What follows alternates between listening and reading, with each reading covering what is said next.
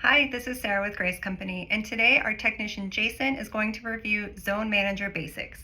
Hi everyone, my name is Jason and I work in tech support for Grace Company. Today I will be going over the basics of Zone Manager with you. To start off, you will not be able to get to this menu until you have gone into Pantograph, created a pantograph, and then hit Sew in Zones. From here, you can click on Zone Manager found towards the bottom right corner, and if you click this, it'll say Opening Zone Manager allows you to select which zone to place. However, it will reset the current placement as well as any pattern eclipsing or last row clipping. Do you still wish to open Zone Manager? You want to say yes to this.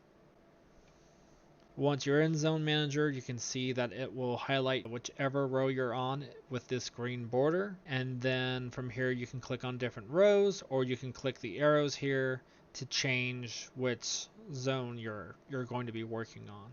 And that's what this first section is, the zone selection. Over here, you have zone sizing. With zone sizing, you have your zone scale. This will show your zone width and your zone height. And then this is your zone size max, and this is based off of your safe area compared to what your zone scale is. So in this case, I have my width at 100, so it's the full 80 that I set here for my safe area, and then my height is 95, so the zone size max currently is 14.95, and I set my safe area as 15. So if I go in and change this, then that's going to change what that zone size max is. Then on the right side here, we have our zone preferences. You have two preferences here. You have your 4-point, which is setting all 4 corners, and you can choose to set 1 corner if you'd like, or set 2 corners. You don't have to select all 4, but you at least have to set the 1. And then on center point, you're just setting your top center placement. Next would be your zone start position.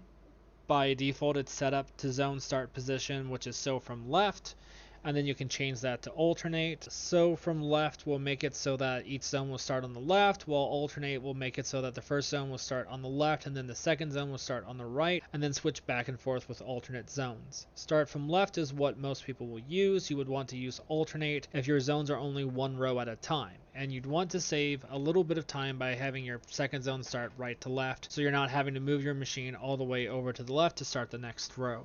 And then the last zone preferences is the sewing direction. There are 3 choices here. You can either choose uniform, back and forth, or continuous. Uniform is good when you want all your rows to start from left to right. Some customers will prefer this as they see a better stitch quality when the machine stitches from left to right versus when sewing right to left. Sewing back and forth is good when they want their rows to alternate stitch starting points, but do not want to make the lines going from one row to the other. This is the preferred method when you are quilting in your quilt and not going into the batting, and you won't be having a seam. So basically you're preventing the sewing machine from stitching down your sides. So it's still alternating directions, but it won't be stitching down the sides of the frame. The last option is continuous. This is a good option to choose if you want your rows to alternate the starting position and you don't mind the machine sewing down the sides of your quilt.